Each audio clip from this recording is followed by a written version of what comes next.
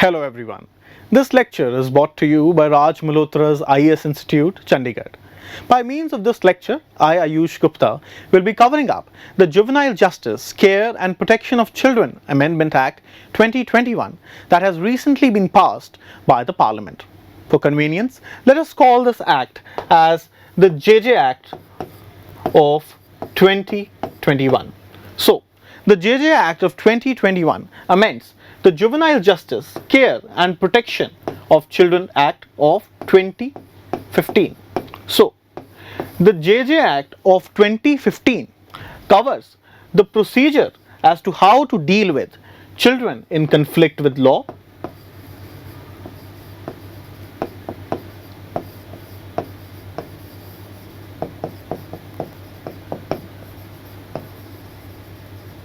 and along with this, the JJ Act 2015 deals with an overall accessible mechanism of adoption, process of adoption. This overtakes the Hindu Maintenance and Adoption Act, which is for the Hindus, and the Guardianship and Wards Act that deals with adoption in cases of Muslims. In this very act, an overall mechanism was provided for all children belonging to all the religions, and therefore this act is accessible of children belonging to any religion that there is. Along with this, this very act also deals with intra-country adoption.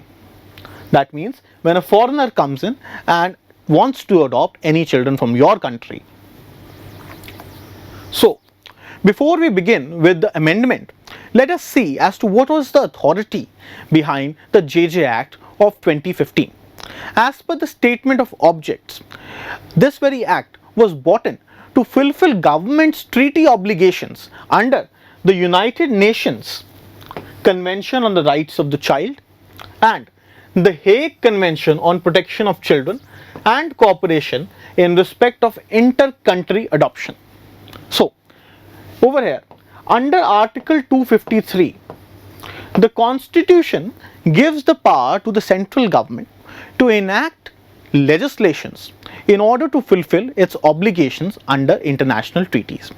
यदि central government international में forum पे कोई treaty या convention का part बनती है and उस treaty या कन्वेंशन के तहत उसके ऊपर कुछ एक ऑब्लिगेशंस होती हैं, तो उन ऑब्लिगेशंस को फुलफिल करने के लिए वह एक लॉ बना सकती है, इररिस्पेक्टिव ऑफ द फैक्ट कि उस लॉ को बनाने की पावर चाहे स्टेट लिस्ट के अंदर स्टेट्स के पास हो. So, Article 253 gives the center the power to enforce these conventions. So, these conventions talked about the rights of children and the process of adoption and imposed the duty on the government to enforce an act in consonance with the provisions of these conventions. Besides this, the statement of objects of JJ Act 2015 also gives reference to the duty of the government under Article 15(3) of the Constitution, Article 39E, 39F, Article 45 and 47. These are parts of DPSP, Directive Principle of State Policy, and Article 15(3) is part of the fundamental rights. So, Article 15(3) prohibits discrimination and its clause 3 gives the central government special power to make special provisions for benefit of children. Article 39E directs the state to secure the health of the children and to see that their strength and their age is not exploited and they do not enter into vocations due to financial necessity which are not suitable for their age.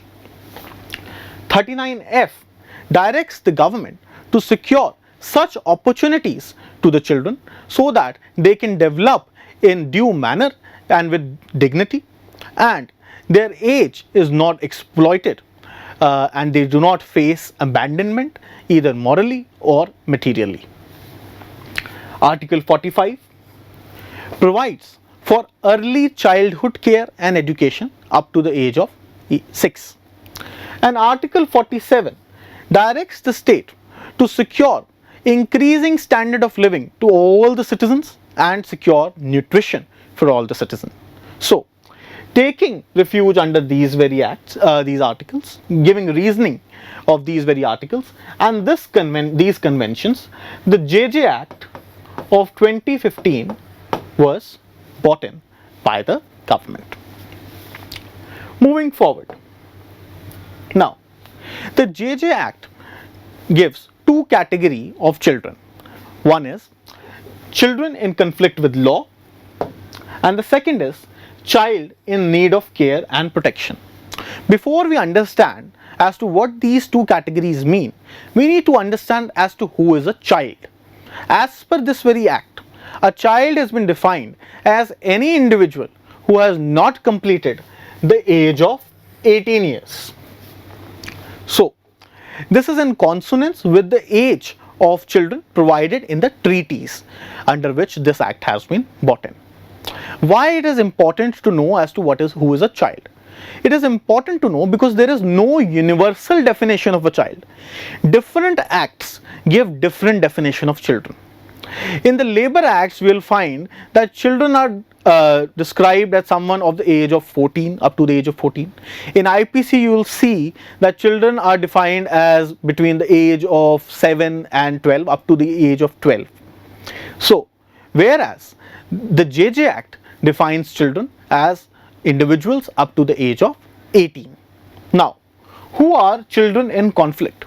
So, children in conflict would be those individuals who have alleged to have committed an offence while they were below the age of 18. So, वह सभी individuals जिनके ऊपर allegation है कि उन्होंने कोई ना कोई crime commit किया है, when they were below the age of 18, उन्हें हम कहेंगे children in conflict with law. मैं ये बार बार इसलिए बोल रहा हूँ because दो concepts हैं. Number one is that crime never dies. Number two is that you will be tried as per the law that there was at the time the crime was committed. So, मान लीजिए कि आप 50 साल के हैं और आज ये आ जाता है सामने कि आपने जब 15 साल के थे तो आपने क्राइम कमिट किया था. सो आपको किस तरीके से ट्रीट किया जाएगा? आपको उसी तरीके से ट्रीट किया जाएगा कि जब आप 15 साल के थे तब कानून क्या था. सो in this very respect, you will be treated as a child even at the age of 50 because the crime was committed to you when you were at the age of 15 and you will fall under this very act. So, and in order to deal with children in conflict with law, the authority that this very act establishes is Juvenile Justice Board. So, juvenile justice boards will be dealing with children in conflict with law as per this very act.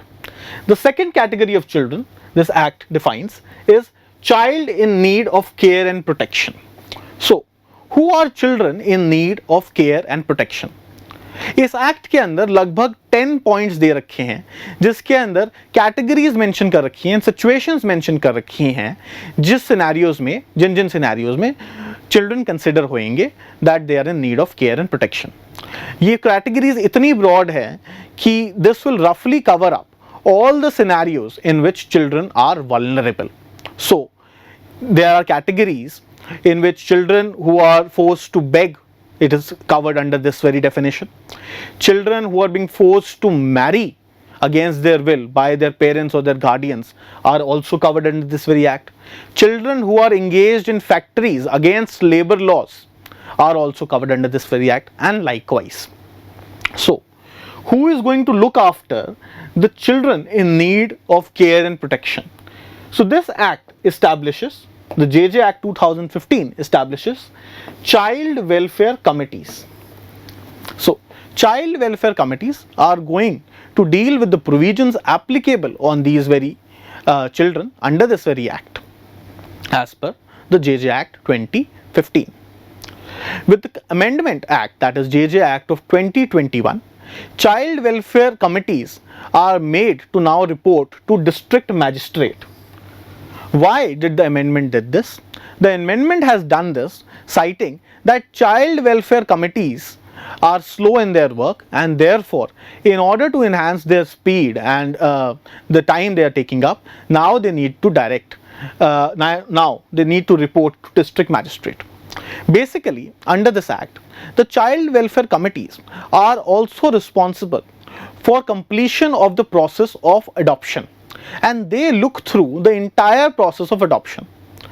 The entire purpose of bringing this very act of the government, the JJ Act 2021, the Amendment Act, was to streamline the process of adoption and to increase the pace of it.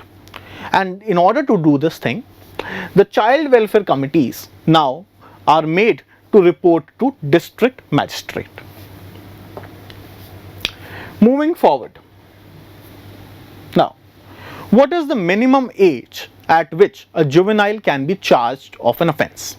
So, as per this very act, the minimum age at which a juvenile can be charged of an offence is 7 years.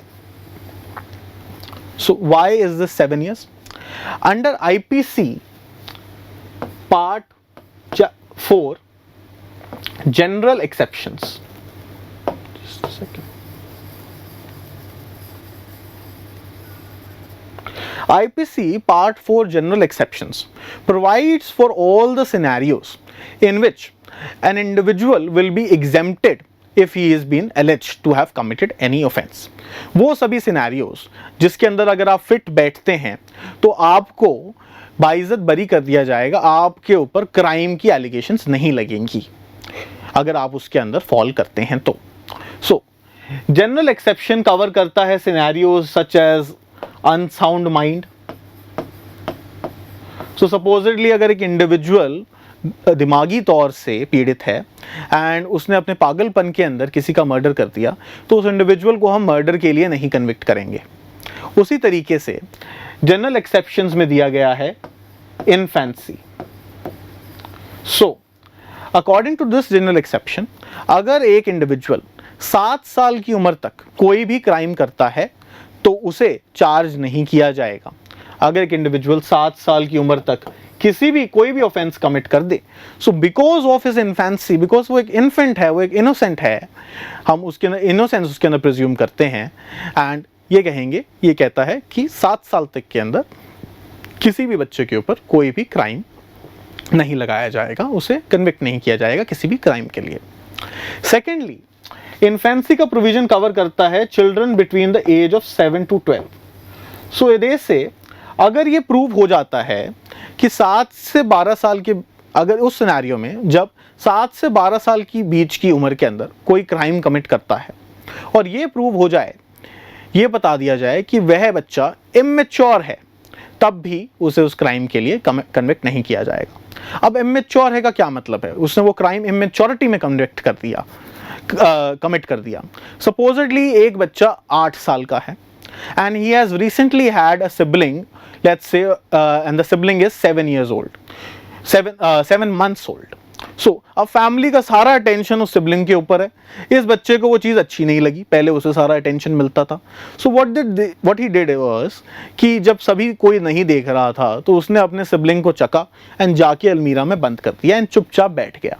पूरा घर उस बच्चे को ढूंढने लगा and ये 8 साल का बच्चा कुछ नहीं बोला. After 2 days उस बच्चे की dead body suffocated, that child suffocated in the अलमीरा एंड उसकी डेड बॉडी वहां पे पाई गई. सो अब क्या हम इस 8 साल के बच्चे को कन्विक्ट करेंगे मर्डर के लिए? जो जब इस 8 साल के बच्चे से पूछा जाता है आपने ऐसा क्यों किया, सो इसे इसकी सारा टेंशन चला गया छोटे भाई की तरफ, इस करके मुझे अच्छा नहीं लगा तो मैंने ये कर दिया.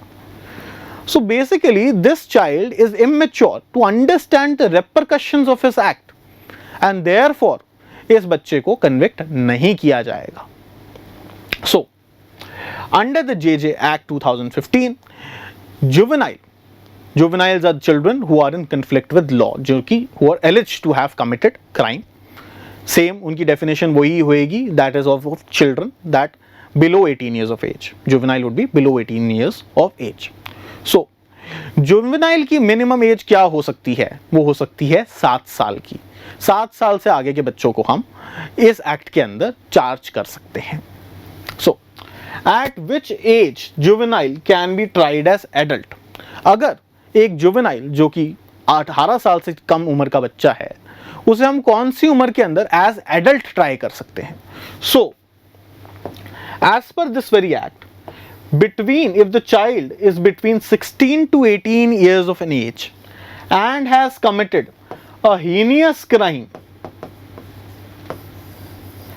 then that child can be treated as an adult. Heinous crime क्या होता है ये हम आगे जानेंगे. So, what will be the penalty अगर उसे as an adult try किया जाएगा? So, penalty for juveniles treated as adults, any sentence that can be imposed on an adult who has been convicted of the same offense. So, juvenile act की speciality क्या है? Juvenile act में जो सारी punishments दे रखी हैं वो बिल्कुल ही एक अलग कैटेगरी की है. इसके अंदर किसी भी क्राइम के लिए मैक्सिमम एक इंडिविजुअल को 3 साल तक के लिए ही एक करेक्शनल होम में भेजा जाएगा. यहाँ पे ध्यान रखिए कि इस वेरी एक्ट का पर्पस है reformation and not retribution. Reformation यानी कि उस इंडिविजुअल को समझाना कि उसने गलती करी है एंड उसे एक बेटर इंडिविजुअल बनाना, ना कि retribution that is an eye for an eye कि आपने ये क्राइम किया अब आप भुगतो. ये पर्पस नहीं है. इसका सोल कारण ये है कि वो एक चाइल्ड है एंड बचपने में कुछ एक गलतियां हो सकती हैं जिसके लिए एक इंडिविजुअल को पूरी जिंदगी के लिए नहीं भुगतना चाहिए. सो therefore a very less punishments are provided in this very act. There are certain cases in which उनको community service भी करने के लिए कह दिया जाता है. So अगर उन्हें adult की तरह हम ट्राई करेंगे तो उनके ऊपर वही सारी पनिशमेंट्स लागू होंगी जो कि उस क्राइम के लिए लिखी गई हैं. Supposedly it can be imprisonment for 7 years or even death penalty. Moving forward, now let us see what are the categories in which this very act has classified all the offenses. So, इस act के अंदर सभी offences को 3 grade के अंदर divide किया गया है. ऑफेंसेस को डिवाइड करा जाता है on the basis of their gravity, कि वो कितने सिवियर हैं, कितने सीरियस ऑफेंस हैं. और सीरियसनेस आप कैसे जानेंगे ऑफेंस की? सीरियसनेस जानी जाएगी कि वो पनिशमेंट कितनी देते हैं. जितनी ज्यादा पनिशमेंट मतलब उतना ज्यादा सीरियस ऑफेंस. सो इसमें ऑफेंसेस को 3 कैटेगरी में रखा गया है. Number 1 is petty offences. So those offences जहां पे up to just a second those offences जहां पे अप टू 3 years ऑफ सजा मेंशन्ड है वो हो गए petty offences. Now then we have serious offences. So serious offences are those offences जहां पे सजा लिखी गई है between 3 years to 7 years. So जो ऑफेंसेस में जिन ऑफेंसेस में 3 साल से 7 साल तक की सजा है उन्हें हम कहेंगे सीरियस ऑफेंसेस. एंड तीसरी कैटेगरी है हीनियस ऑफेंसेस की, जहां पे 7 साल से ज्यादा की सजा लिखी गई है.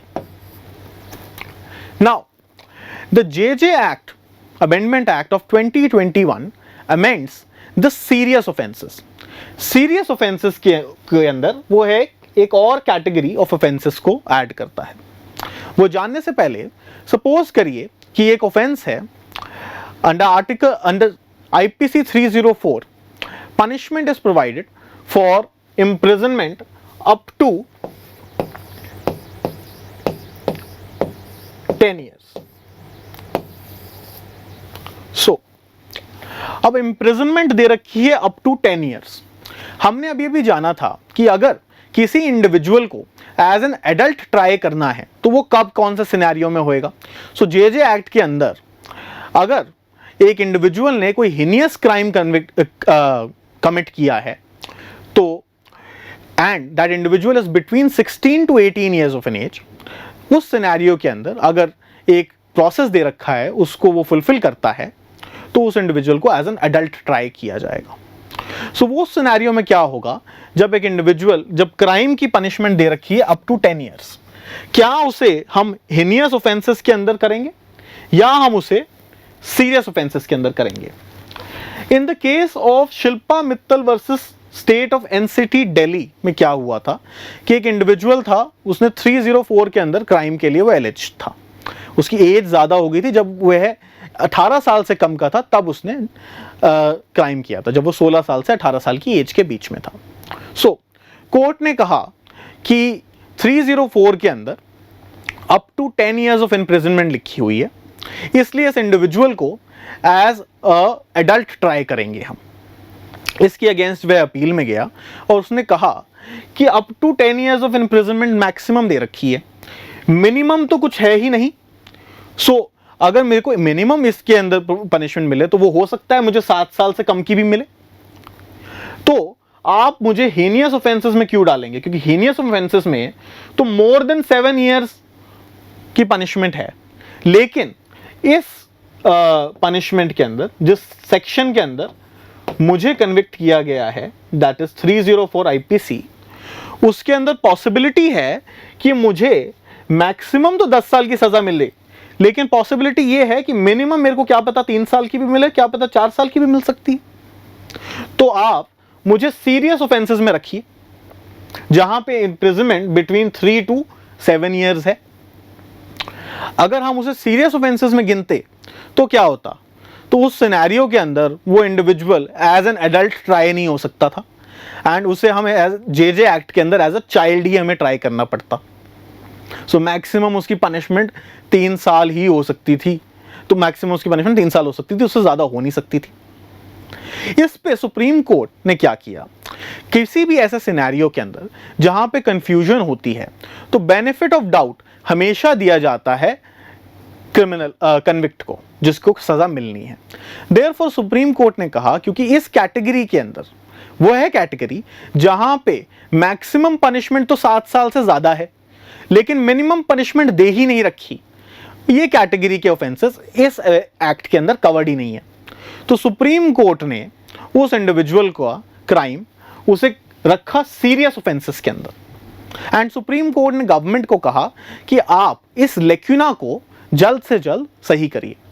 इसे देखते हुए गवर्नमेंट ने JJ एक्ट, अमेंडमेंट एक्ट 2021 के द्वारा JJ एक्ट 2015 के अंदर अमेंडमेंट करी है, एंड उसके अंदर सीरियस ऑफेंसेस की डेफिनेशन के अंदर वह ऑफेंसेस भी ऐड करे हैं where maximum punishment is imprisonment of more than 7 years and minimum punishment is either not prescribed, जैसे कि 304 IPC के अंदर मिनिमम पनिशमेंट नहीं दे रखी, मैक्सिमम पनिशमेंट तो 10 साल की दे रखी है, और लेस देन 7 years, सो या फिर 7 साल से कम की मिनिमम पनिशमेंट है और मैक्सिमम पनिशमेंट 7 साल से ज्यादा की है। सो वो सारे ऑफेंसेस कवर होंगे सीरियस ऑफेंसेस के अंदर। इसके अलावा this bill also makes offences with punishment between 3 to 7 years as non cognizable and non bailable. Earlier it were designated as cognizable. So इस बिल के द्वारा, अमेंडमेंट एक्ट के द्वारा, जो ऑफेंसेस हैं जिनकी पनिशमेंट बिटवीन 3 to 7 years हैं, उन्हें बना दिया गया है नॉन कॉग्निजेबल। नॉन कॉग्निजेबल का मतलब है कि पुलिस उसका अपने आप संज्ञान नहीं ले सकती। कॉग्निजेबल वह ऑफेंसेस होते हैं जहां पे अरेस्ट करने के लिए वारंट की जरूरत नहीं होती, वेयर एज नॉन कॉग्निजेबल वह ऑफेंसेस होते हैं जहां अरेस्ट करने के लिए वारंट की जरूरत होती है। वारंट इशू करता है जुडिशरी, जुडिशियल कोर्ट ही वारंट इशू करेंगे। सो पहले बिटवीन 3 to 7 years की सजा जिन ऑफेंसेस में होती थी, उसके अंदर those offenses were cognizable in this very act, whereas with this amendment those offenses are made non-cognizable. Moving on to our other amendments. So अब हम देखते हैं कि who is the designated authority to try offenses. अब ऐसा नहीं है कि JJ एक्ट के अंदर सजा होती ही नहीं है बच्चों को, सजाएं मेंशन कर रखी हैं, लेकिन सजाएं कम हैं, उन्हें हम सजा मानते नहीं, ज्यादातर एक रिफॉर्म करने का प्रोसेस मानते हैं। सो अगर कोई इंडिविजुअल पेटी क्राइम के लिए JJ एक्ट के अंदर कन्विक्ट होता है तो उसके ऊपर पेटी क्राइम का चार्ज लगता है, तो उससे डील करता है मैजिस्ट्रेट। सीरियस ऑफेंस है तो magistrate of first class, heinous offence है तो चिल्ड्रंस कोर्ट। सो ये कैटेगरीज क्या हैं? बेसिकली हाई कोर्ट से नीचे आती है लोअर जुडिशरी।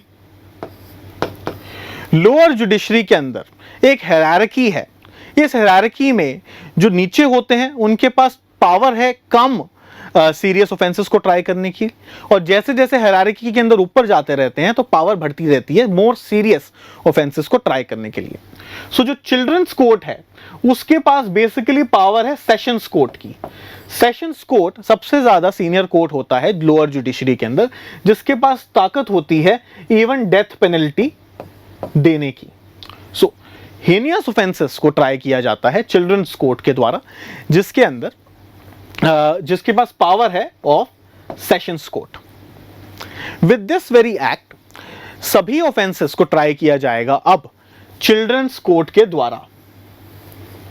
अब ये सेग्रीगेशन है, चाहे वो पेटी ऑफेंस हो, चाहे सीरियस ऑफेंस हो, या फिर हेनियस ऑफेंस हो, इन सभी ऑफेंसेस को ट्राई किया जाएगा चिल्ड्रंस कोर्ट के द्वारा। Now, moving on to the process of adoption.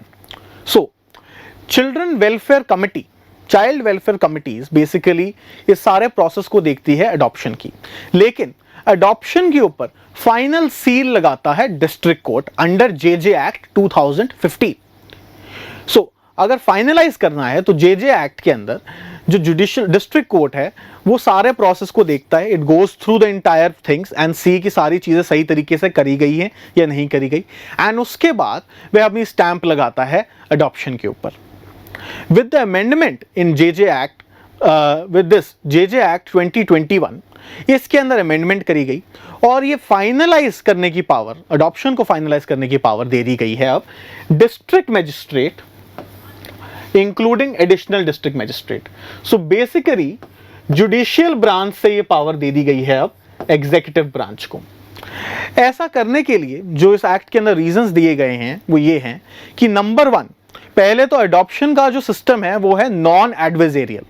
Non adversarial system मतलब जहां पे कोई ऑब्जेक्शन के लिए पार्टी नहीं है। चाइल्ड वेलफेयर कमिटी सबसे पहले देती है एक चाइल्ड को no objection, it first gives a certificate that this child is fit for adoption. उसके बाद ही अडॉप्शन का प्रोसेस स्टार्ट होता है। सो जब चाइल्ड वेलफेयर कमेटी ने एक चाइल्ड को फिट फॉर अडॉप्शन कंसिडर कर दिया है तो दैट मीन्स उसके अब अडॉप्शन के अगेंस्ट कोई बोलेगा तो है नहीं। So therefore this process is non adversarial. And second reason that was given by the government was कि there are delays in the judicial process. Judicial process के अंदर डिलेज हैं जिसके कारण अडॉप्शन प्रोसेस डिले हुए जा रहे हैं, एंड देयरफॉर जब ये पावर दे दी जाएगी डिस्ट्रिक्ट मैजिस्ट्रेट को तो ये प्रोसेस इस प्रोसेस के अंदर स्पीड आ जाएगी। सो ये दो कारण देते हुए अडॉप्शन को फाइनलिटी देने की पावर जुडिशरी से एग्जीक्यूटिव को दे दी गई।